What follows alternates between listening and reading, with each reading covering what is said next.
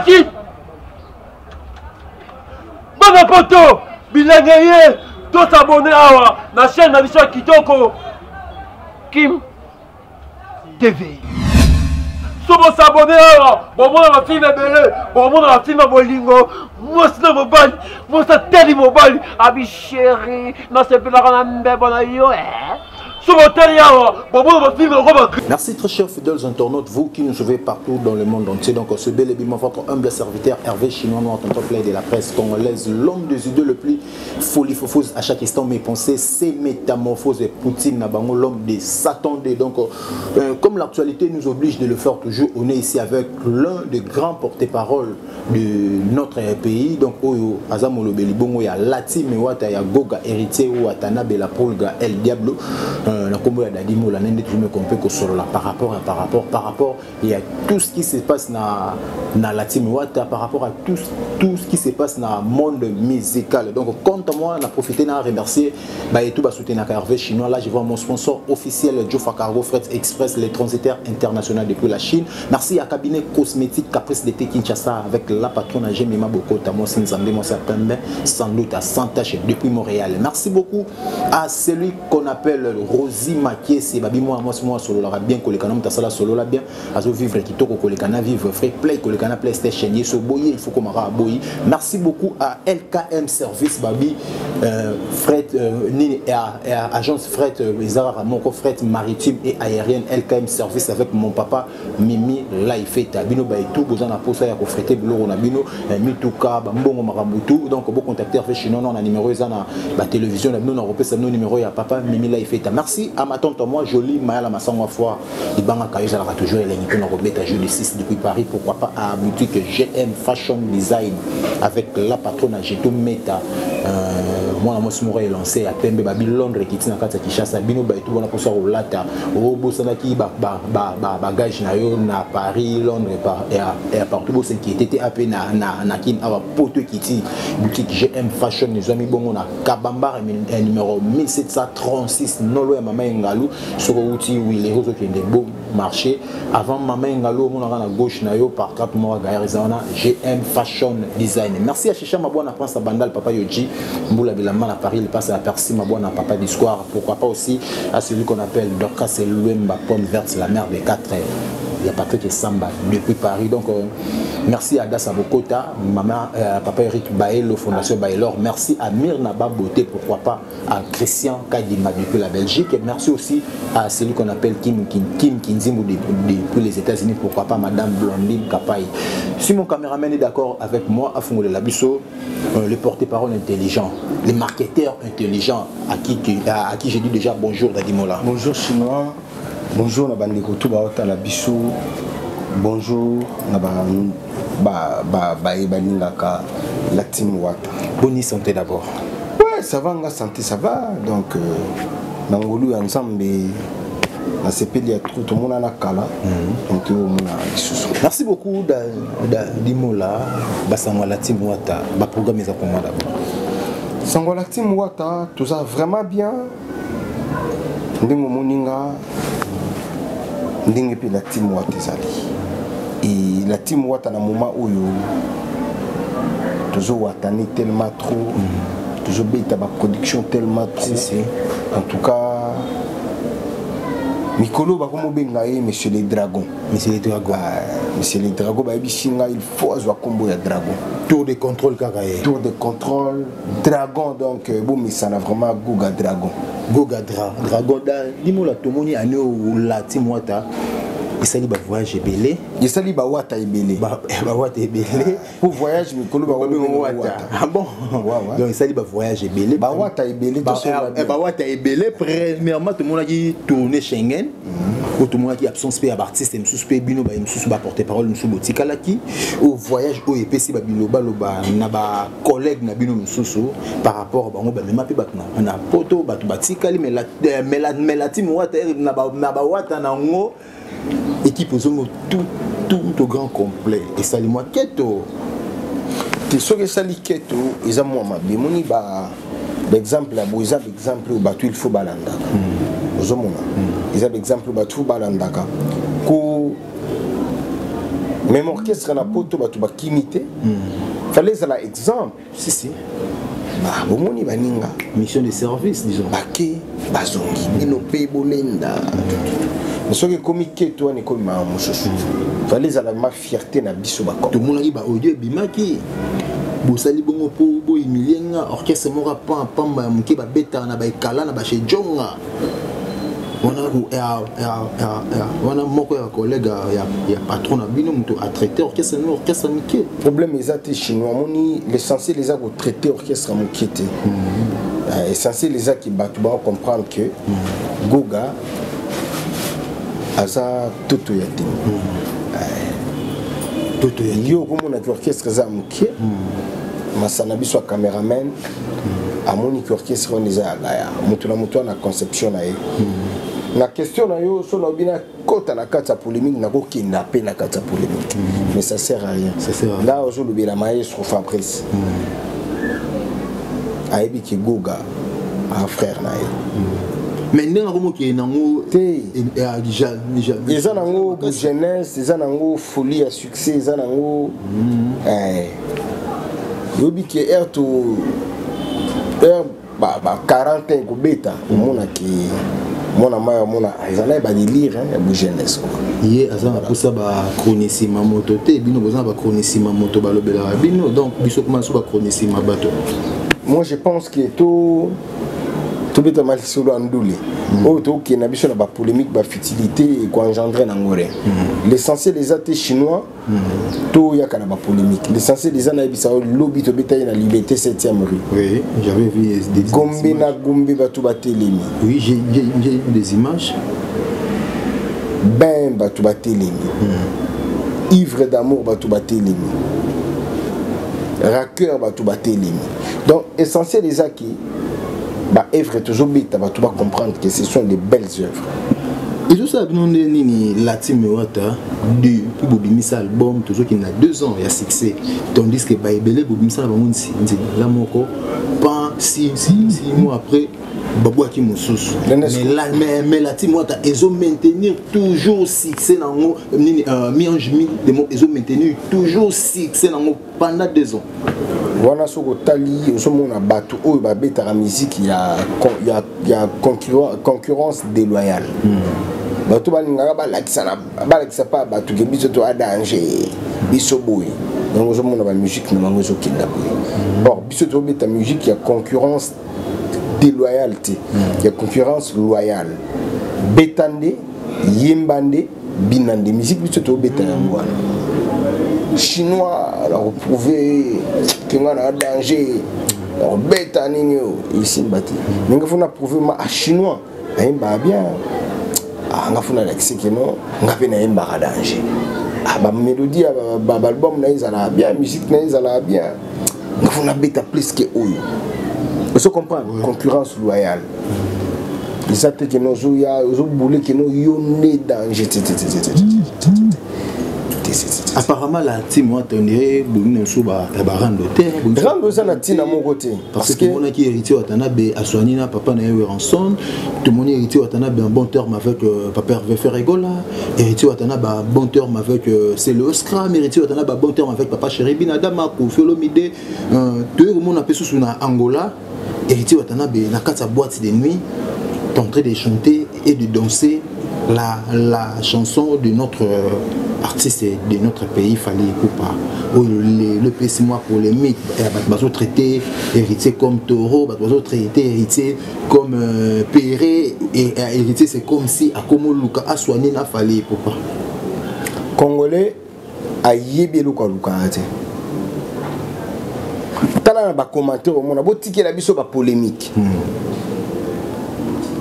tolingi polémique te héritier taureau tango bien héritier taureau yonde yanki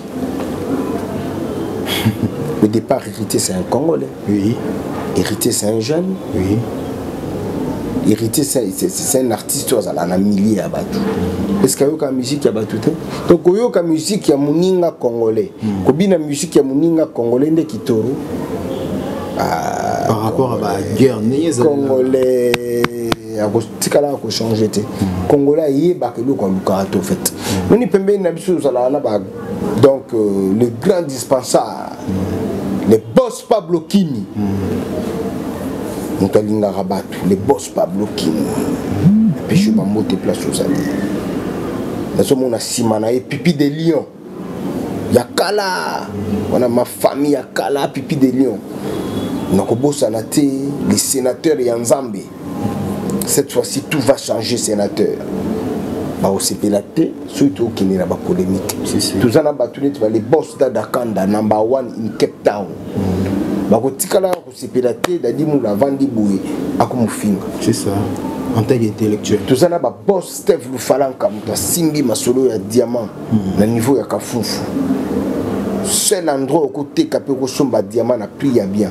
Chez les boss Steve Lufalanka. Nous sommes à l'aide du boss Vincent Kikata. Nous sommes à l'espoir de la jeunesse Jordan Lufalanka et puis fils Maya ya pe azana nous sommes à Bango. Bango c'est pela na Bango te que biso to pemi boué, to comme lo ba mabe ya bato.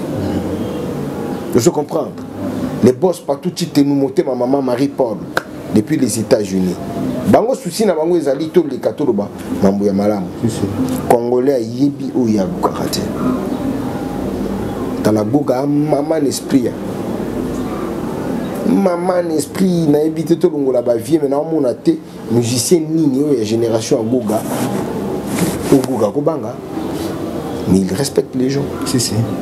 Goga obanga mutu na nini oleki na rolata oleki na kitoko oleki na succès oleki na musique ya bien oleki na relation oleki na l'art oleki na nini o obanga à respecter yo sous artistes et musiciens toi il va te donner ces respects là mais toi en retour si tu ne les respectes pas trop. Les artistes, tout le monde a fait la vidéo, il y a musique, il y a mutuazo, il y a mutu, la vidéo. Nde a commis yuma. La boîte, tant au côté boîte, il y a les diverses chansons bachakat. Le divertissement, il y a Banzembo bachaka wana. Diversité, il y a Banzembo bachaka wana, excusez-moi. Yo, au lingaka banda kuchaka Banzembo na hôtel. Batin nzembo chinois, batin nzembo mula, batin nzembo ya songolo pakala. Yangondi boîte ambiance wana. Ce qui congolais télémi a bini nzembo a congolais. Na bato ba lo baki héritier toro. Na peut-être mukolo nzembo o sekabango. Si. Na lo baka kala, toi na besoin te que tout ça là ba pi. Mais toi, on a besoin, on tente tes alas.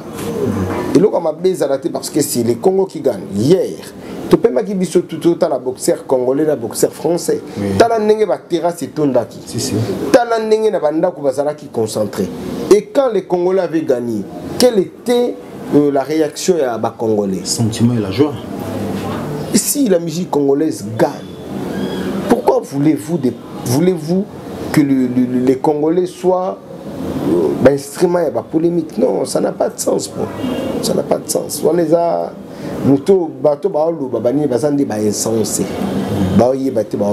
merci beaucoup Dadimola quand on a profité na pesa bambote bongo na Angelos Don Pablo El Patron motema ya Yancine Bilele qui part. Merci aussi à celui qu'on appelle Mimi là il fait à LKM Service. Pourquoi pas aussi à Chicha Mabwana Prince Bandal Papa Yoji Mboula Bilamana Paris passe à Percy Mabwana on a na moni suna musika mauvais Armand Le Monde de Switzerland. Pourquoi pas on a profité qu'on a souhaité joyeux anniversaire à ma tante évangéliste Aimé Mayala, les représentants légaux à l'église Mangembo et à Belgique. Donc mieux vaut tard que jamais. Merci aussi à Dorcas Lumba Pomme Verte, c'est la mère de 4 et à Patrick Samba depuis Paris. Pourquoi pas à Dorcas Matumuna depuis quelque part. Dis-moi en tant que descendant à Wenge, l'autre un producteur ou Abimi a misé moyen à pour asangisa wenye musique à 4x4 na été eroyoka ki idée wana to mona ki idée wana et ça là que d'abord comment on a profité de l'occasion où on a souhaité joyeux anniversaire na Junior City depuis la Turquie en tout cas Istanbul. Joyeux anniversaire Happy birthday to you, my brother. Junior City. Be blessed, brother.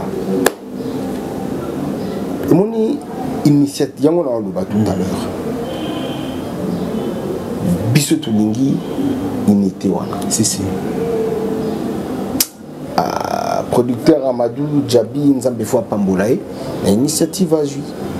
Au moment où le pasteur va au Panzana, voilà, mission baloba ya mokili ba osanini ba osangana. Tout le monde est Kofi na vina msumuko bongo, voilà, c'est réunir. Les bisanga bato mayele ya bongo ya mboka basangani pour un but. Le but en ozanini, bien-être ya peuple congolais. Si. O ba mona ke ba musicien Kofi ba yokani na wazi ko ba gero to mona ba makambo to mona to vivant. Mais ça sert à rien. Est-ce que Kalavie n'a pas dit quoi zalana ajo ya zanango lelo? Kalavie n'a pas fait zalana ajo. Donc to qui ne verbe baliwa, to qui ne verbe kibompaka, to qui ne verbe mon makambo bile. Ça sert à rien beaucoup de ça va querer. Donc on a peut-être qu'on répondre OK. Des fois il y a d'autres choses tout ça là, il y a la délire, il y a bou jeunesse.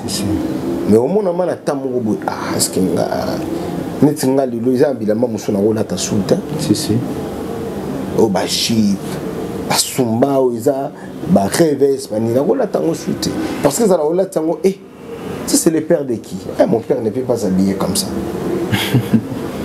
Ernestine Alobino Bongo otalié ka oseki peut-être ça lui sembla mais ma fille ça n'a pas tenu non papa mais des habits classe. Pourquoi tu changes bilamba comme ça c'est beau à mon père à Yambio directement faut luka ba sa père au pesa ba bilamba donc cela veut dire que ajo tout ça là nango ezasu ajo na lelo chinois ajo yo za nango ça peut passer hein basumba bani au mona ki mona za no jeune Firenze bani mais na ba âge mususu ba âge ko kindana na ba kata ba polémique.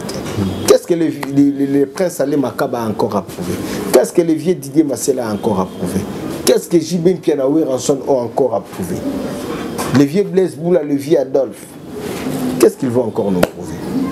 Emeli Alias, Mandachan, Tutu Kalouji, mon vieux patient Koussangila, Mbokalia, ils n'ont plus rien à prouver. Le vieux Alain Pela. Lelo soto lubi bon bato bakenda rapoto bazongaka Jibem piana kenda rapoto azongaka o bato belé balukaka o biso to luka mais il y a la facilité si peut-être ngana ozana na deux paires ya souliers na palais papa chéri Blaise Boula le Makaba Weranson bagozana nango ataba 5000 ou plus balataka te babwaka ngo ka place mobo et bongo soye na ba basket et bongo soye na ba perpète soye na ba mocassin soye na ba boot soye na ma papa soye na ba sandal donc wana na éviter parce que soye na forme soye na likonda soye na mambo ba momi et belé ba revara ngata mwasi ya mundele bango betape wana baleka ebele ba revara ba linga basi ya mungu étape wana donc eza kutu basi wana nde balandaka bango donc na esengo ya mokili déjà donc bakoma mais bandimi basa nini basa et bongo ba biso tout ça na qui cherche tout ça sur les plans succès bah donc ce qui a bimia donc quartier tondi avenue tondi biso futoluka Kibonzambe toluka une bonne voie pour que tout kinde na lola parce que bisengo lelo eza nango rien. Amadou Djabi pour nanga na mona comme un ange. Ange moko bunzamba tindi po aya ko faire voir na peuple congolais que ça sert à rien ko kinde na banzela ya mabe. Fototika na une seule voix qui est la voix de Dieu. Tala c'est tout un message chinois na ibisayo Amadou Djabi. La personne Amadou Djabi, les personnages Amadou Djabi, les mystérieux, les phénomènes. Donc, dans le monde, tout le monde est barba papa. Il peut prendre toute forme. Oyalingi. Batu oyo bazana spiritualité à makasi sur bavandi batali Amadou Djabi bako comprendre c'est un phénomène. Parce que le peuple congolais au lieu qui avant de comprendre le phénomène mais maman a la blague au moment où musicien Wenge basali plus de 25 ans au bazala donc c'est séparé. Parce que 25 ans yo siko chinois. Pose-toi de question, j'avais quel âge? Moi, la séparation j'étais en première CEO, on a 13 ou 14 ans comme ça. C'est que j'ai 25 ans plus 13 ans. Au monde a quitté, vous allez la première CO. Ce que j'ai 13 ans, au Tchéwana, 38 ans. Vous avez 38 ans. Non, j'ai bien, non, ça 38 à 24 jours. Donc, tu as, à l'époque, vous avez 12 ans. Mais à 12 ans, on a ce que moi, on a 12 ans, ils ont passé pour Abima, on a vous comprenez chinois? Donc, ils ont des belé, ils ont des belé, ils ont JB Ouera. Tout ça, c'est 12 ans. Ils sont vivants, parce qu'ils orchestrent la quartier. Voilà. Mais, vous avez un qui mais Ouera, JB, ils ont succès. Musique on a emballé bino bokoli na ngosi ko biso de mona siko ba Wenge El Paris na Wenge BCBG protocole na c'est mais les gens c'est ton peut bazo déclarer na rassemblement là to na kosanyisa bango wana absence ya Marie-Paul bon pour na ngai ceux qui balobaki que Wenge avec toute son entièreté, Marie-Paul allait être là. Mais ils ont dit version Pentagone. Marie-Paul a osé la tête. Tu vas comprendre, tu as Wenge version Pentagone. Donc moi aussi, selon mon analyse que j'avais fait, donc à mon avis non, c'est comme si il y a poussé. Donc disons d'abord encadrer tout le Wenge d'abord. Non, il a besoin administrateur au batikala na Wenge na moment ya Pentagone oui. Ils ont obisoto mona na bango 4 oui. Plus ba consultant na bango Adolphe et Blaise Boula na ba petit na bango tout ba inasi ba petit karaté parce que toujours ba vient na biso fi carré deux honnête ba mboka lia bon habité sur ba petit na bango ou bien je sais pas vous comprenez hein? Voilà, maintenant qui Emilia, Manda, tout Kaluji, Alempe, maintenant, Marie-Paul, Azala la histoire ya Wenge. Ayakoya. Koya za na problème ta. Mais na ba premier deuxième album aimba. Mi bagui fatala boulot, Clara. Mi bagui fatala boulot. André Kimbuta. La vérité finira par triompher, maman. Nono Lomboto, Ngana Linga Kayo, Marie-Paul Kayanda, Ngana Linga Kayo, Ale Titina, Alkan, Leni, on a la Visojibé, Ngana Tamboli Kini, Mobimba Pona Kolukayo, Zule Maye, Eza, voilà. Tumba Masikini, Lingo, Yamba mbote ya papa yambi mambote ya kosule yemi vena bison chona ataba finginga ataba tonginga jamais pe mulanda o nalanda kate nakido Marie-Paul azala ouais Blaise Boula azala Jibem Piana azala Weranton azala. Mais ceux qui peut-être vu à Rokinde, en tant qu'invité spécial, invité en tant que master na bango pire bango. Pour to matato kita, baba master. To matato kita ma basa ba master. Comme basa ba master. Eza siko El Paris na BCBGND ya kishiko ku. Ba invité bastana biso na kenda ko vrai asala pe ba succès na mboka mambututu mais qui a matana podium ai ba wana osopa bandimi soit akindete carrément azela un jour Moïse Moussou Obima asangisi Wenge Paris. Merci beaucoup Moïse Moussou Obima parce que ce balobi bon toujours betisa Wenge Paris version Armageddon donc to couvre-feu ba kozwa Rico côté ba kozwa vient na biso Zinzong te bakozwa vient na biso César le beau côté bakozwa vient na biso Aimé Bwanga te pour esa version Armageddon donc version Armageddon bakozwa Savané de Picho Manda chante Marie-Paul bazui Doucouré Papa Doucouré vient na biso ya Jackie akendaka Afrique du Sud mais azalaka pe na Wengel Bare à l'époque donc koyemba acha voité bakozwa epete il fait rigoler net le rôle acha voité on peut te monter bazui voilà donc vient na biso JDT ce bakozwa version oya libosu zalaka nganga nzambe était molanga malasi deuxièmement nganga nzambe nde bakozwa JDT bakozwa Rikoko Boulambemba mais oh etikali bazwa na biso César Loboko bakozwa JF Fongi pe azalaka mais na disque yemba te donc bakozwa été mais ya Jacques Yemba et certain de septa mon teme tondi na mawa utayo kende natikala londende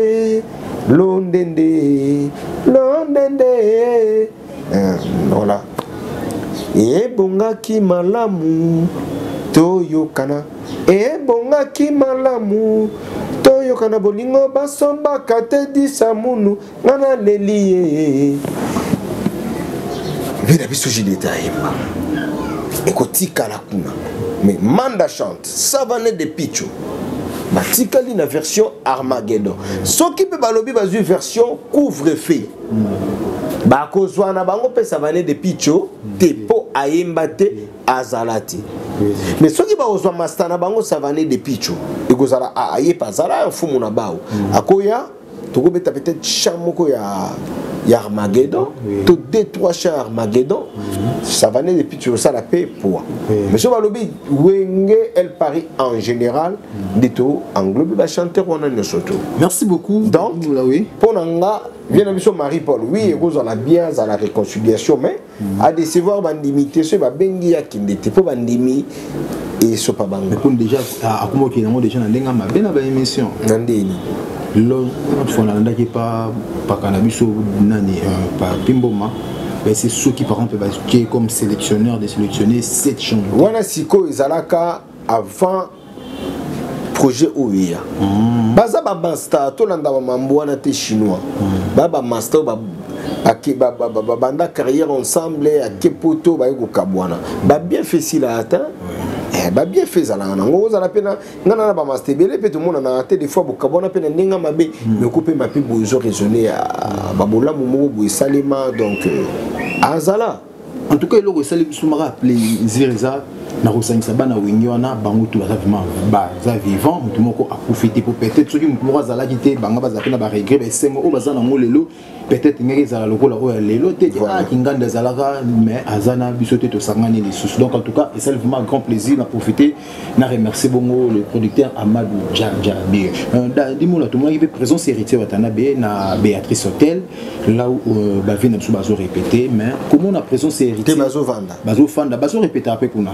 na showbiz voilà comment on a présence ya vient biso ya président de héritier Watanabe la Pulga El Diablo et puis c'est souvent ba bilobe là héritier Mawelisa héritier boy na profiter na pesa mbote na l'homme qui détient les drapeaux ya mboka nini South Africa Yannick Kinia l'homme au bon cœur na pesi mbote place aux ali na pesi mbote na Guchipa Malamokili Mbongo garçon 100 ans garçon ya Mbebo Rose na kobotsa na te kopesa mbote na Youssouf Pourada boss na biso ya Kalat et puis Demi Dieu Trezege Muzala ba mota trop place bazali moni congolais ngona otolo ba yebite lo koni na lukaka tangu réalisation a bien et se présenter dans miso bato tout bazo louer initiative héritier Watanabe en tant que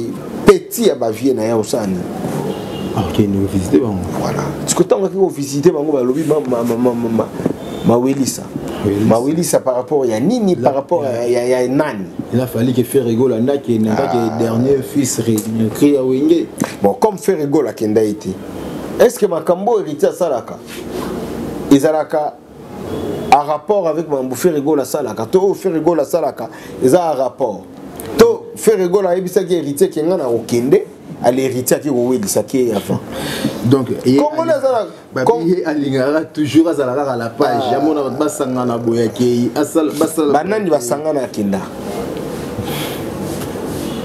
voilà c'est là bah commentaire déjà déjà la commentaire la vidéo oso commenter donc osama l'été sangana héritier kenda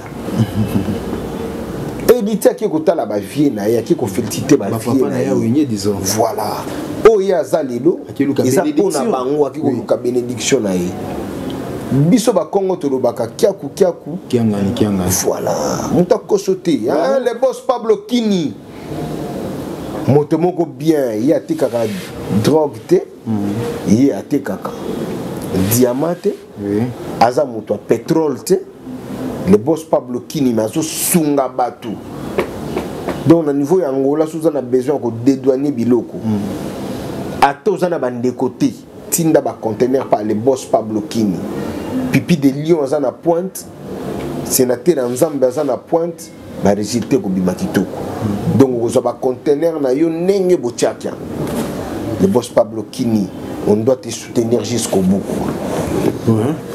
Congolais anika bongo kolanda congolais te donc on a tout expliquer bango analyse mon asala ki der ni make non ceux qui wenge za la raté peut-être peut tout ba héritier watana peut-être te bon nga yebanga tunga te ba faire rigoler te tunga te ba JDT mulo poete ba descendant tout o ya wenge le o ba sala si c'est à part fallait pour pas artiste tout ça succès ba descendant wenge surtout que na BCBG bazali ba Gino ba Mignon Abraham basé belé ba Mignon Abraham l'homme de Pembe basé belé sur la maison mère tout on a ba déplique pomba pour na nini wenge exista ce qui wenge exista raté to nga to e ba ngote dadimola to mo ki malem na suka il est la team moi toujours préparé pour la fan nae tout consommer toujours mi ange mi démon tout consommer mi ange mi démon tout consommer mi ange mi démon et le wasika ils ont ma préparation juste en coulisses quoi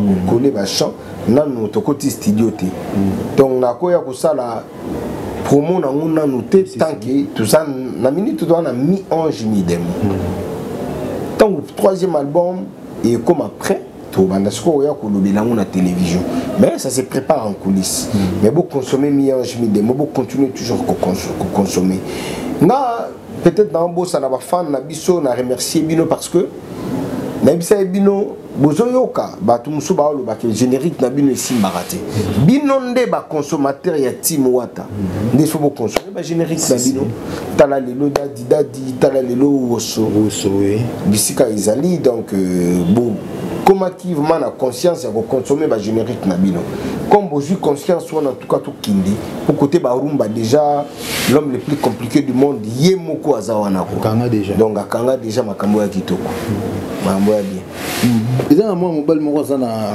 na Sidaf Rossi ça les classicos Rossi ça les classicos na pesimbo te Rossi ça les classicos azana kata Sidaf bena tuna Sidaf eza munene timboka nini bon mboka na kumelenga te aussi faut comme mboka kwa na pesimbo te na profiter pe côté kuna na pesimbo te na Shagi Musau Dr Chiko Mwanza na pesimbo te na Manik Sindani Bolo na pesimbo mambo te ya trop mboka ba les boss ya Nikinia boss ya ba pardon mboka ya ba Kuchi Pamala mboka ya ba Youssouf Kourada mboka ya ba Trezege Muzala mboka ya ba Patrick Kaleu le procureur sud-africain nous sommes ba Carlos Bolia ba Sergio wana mboka na bango quoi mboka ya ba number 1 in Cape Town my boss Dada Kanda mboka ya ba papa na ngai Basile Kanda le cœur de maman Rachel Kanda donc South Africa wana ko abakina tuna kisinjora e mouvement la lobby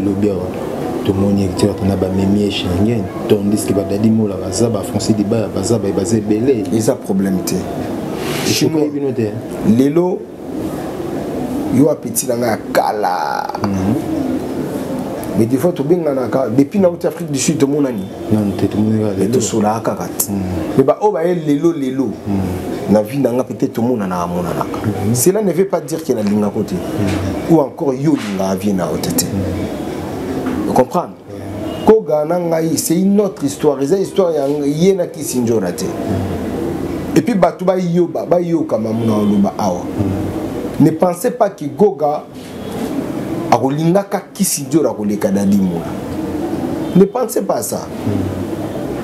Goga ko salanga ba nkolelo ko salanga ba kana lelo. Goga ko tikanga na ba voyage lelo. Goga ko boya ko kabela ngala. Mais na motema na yebiki ya mula azamuto naza na place na motema na ye bako kenda ta 898 voyage batiki na bango Goga yebi na mutu na yeke mula existe. Il y aura un bon matin à Bolamuka pe asali linga bolamu. Et puis poto, ne pensez pas que il faut kaka Goga kaka na mimanga pour travailler pas na ye. Peut-être poto roya pe na banzela mususu. Peut-être ngamoko pe na ko kende pe na beti tour na zongi. Un jour ce qui est simbi. Ce qui poto ezala ndenge to kenda ba Afrique du Sud, ba Turquie, ba Chine, mais na kenda kala be na zonga, na kenda Chine ndeni. Nando kende ndeni na va makambo. Na kenda Dubai ndeni. L'Afrique du Sud na kenda ndeni. Ba Windhoek na kenda ndeni, ba Kenya na kenda ndeni. Angola, Congo Brazzaville, ils en ont autant. Les sont les temps autant. Et puis ngapé na olela poto te projet était déjà na 2014, 2013, 2014 dans la nini na richi na ko lela ranila ngote quoi donc ekoyaka na ngoni jour Kissinger na lobby peut-être que wata lingaka ngai ko leka Kissinger mais na lobby qui ne pensait pas que wata ko linga Kissinger ko lekanga c'est notre sœur rempli ça za mona moi c'est un orchestre azape battante abundaka donc azape na bato sikondenga kenda poto esala mabe esala bien esolo la omelpe na monde musical esolo la tout petit katango chance à mutuye eyi bakenda déjà bazonga depuis janvier le 26 janvier si je me trompe toi na kindi. Merci beaucoup, on est presque à la fin de notre émission. Tout continue à rubrique Nabuso. Dadimola, on répond nous souvent à vrai ou faux. Vrai ou faux, c'est cette année avec si l'héritier va le vrai concert na poto. Vrai. Bas concert. Vrai ou faux, héritier va le disque d'or. Alors je vais disque d'or. Je passe. Merci. Dadimola, vrai ou faux? Au lobby qui héritier on a bien au même faux. Merci. Dernière question. Vrai ou faux? Héritier on a bien featuring avec Fallait et Poupa. Faux. Merci beaucoup très chers fidèles internautes, nous sommes pratiquement à la fin de notre émission, donc j'étais avec Dadimola, les porte-parole, les marketeurs intelligents de la team Wata. Donc binomoko boki maito to solo linae biso mikolo to mo yera émission à classe, émission moro ya malonga, émission ba polémique to lingi ni sous po vie nationale on la polémique donc boki maito solo linae. Donc Dadimola, dernier mot par rapport à l'émission le pays ba dédicace na ba tout bazolo partout dans le monde. Na c'est plein de chinois depuis comment présenter émission non tout tournaté. Donc merci nayo parmi ba lekio yanga yo zala na souci dans la makasi conseil anga trop ça la anga bien izaka ate qu'il faut ka ya conseiller toi ça la bon. Donc merci la considération zala na pour nanga continuer ka na boulot merci zalaka respect zalaka bien nengu zalaka un jour il faut. Merci beaucoup. Porte la bénédiction, nous avons tapé ça, nous n'allons pas à tout. Nous allons persévérons, nous allons la patience. Persévérer na oyuzusala. Patience na oyuzusala pose au kanisa. C'était comme ninga zwa qui yo pe faut zwa kaka na même moment na moninga te. Ntula mutu na tanae, nzamba sala na ngunga oya lingi. Nzamba sala soki a lamu ki a loti. Tango la muka. Ausala et puis ensemble ceux qui y mutakanga ngwaza amen ata ozo ba refine 98 fois ya poto so nzamba balobi ba peso visa cette fois-ci donc na yemoko mundela o comprendre mais muto aza la blacklist na biso mende nini to pesi visa so nzamba balobi lelo chinois ngo bima okutana na mutu moko à travers yi au pays parler lelo ok pour beti cop na 12h sans chaba ou l'occupé ba commissionnaire parler mon ani lelo ka comme papa lupam si c'est total il aura plus nzambe biso nyonso to bato mokili na riche na pauvre na bato classe moyenne toza bato mokili on pesa ka nzambe po riche kabila yo izande nzambe fo aloba nzambe tout a motema na ye akabeli ba biso tozala ba victime ngande naza bozana bato belé ba solola na bato belé ba diabolizanga dans les néants karabu mais tant on diabolise nga pas chinois mais yeba ki masana biso cameraman na tala nga apprécier nga si azape na makonda peut-être koleka chinois côté na on a ndozo mois 300 mois 200 mais côté kuna na on mois 500 600 700 nzambe azala roulage ya solo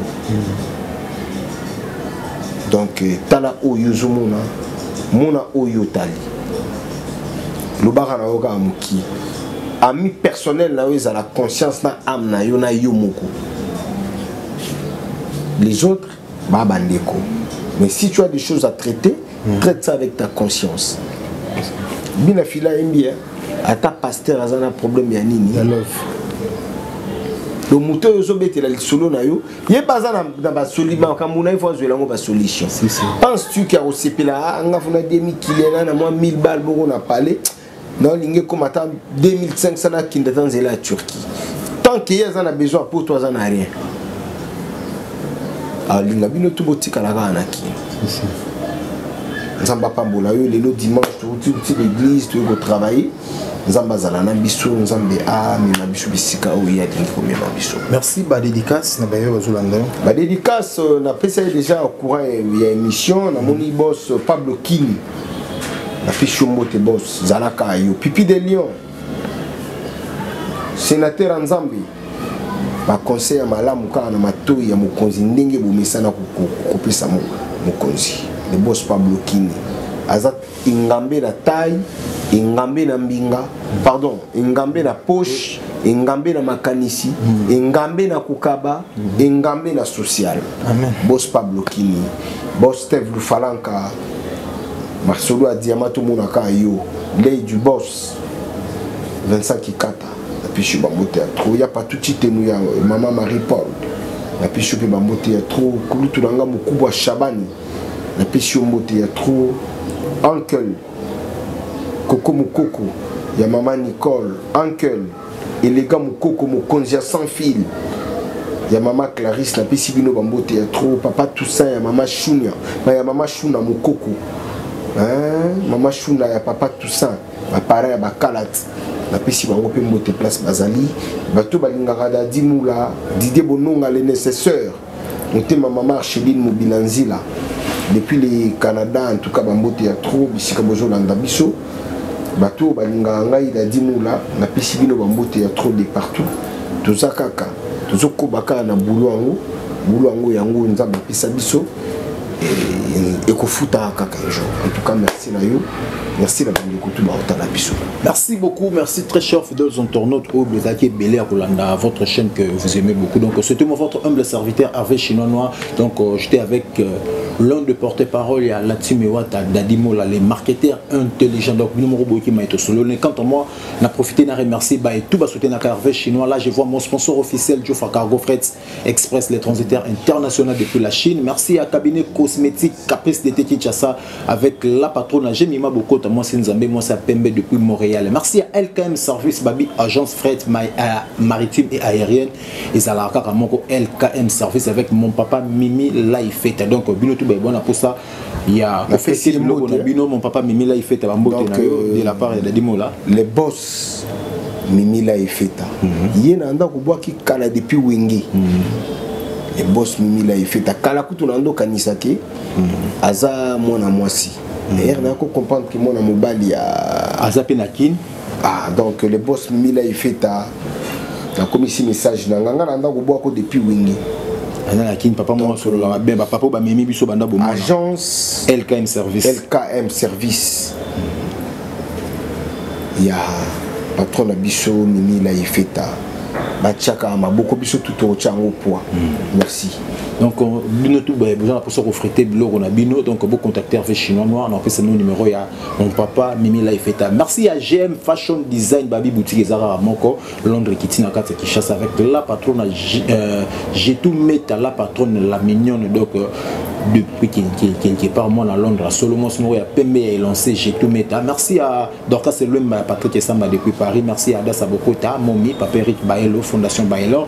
Merci beaucoup à Myrna Baboté à Christian Kadima, pourquoi pas à Kim Kinzimbu et à Blondine Kapai. Merci à Chicha Mabouana Prince Abandel Papa Yojimbu la Blaman à Paris il passe à Percy Mabouana. Merci à Fiston Sol Maouil l'étoile d'Asie na Minitio à Koumeto la Turquie à ce étoile là il y a Ziti pas d'aller trop Chine mais comme sur Turquie Fiston Sol Maouil il y a Dadi Mabaya depuis la Chine.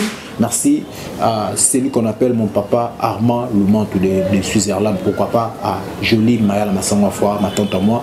Merci à celui qu'on appelle Kabongo Kalsomo, l'enfant béni, donc c'est mon cousin moi, donc je te salue là où tu es, bonne chance à toi. Merci beaucoup à la personne qui était derrière la caméra. Si vous avez aimé cette émission, dites merci à Glody Vinza, l'homme de vie de près, l'homme qui est capable de manipuler 3663 boutons par seconde. Quant à moi, on se retrouve au prochain numéro. Bye bye.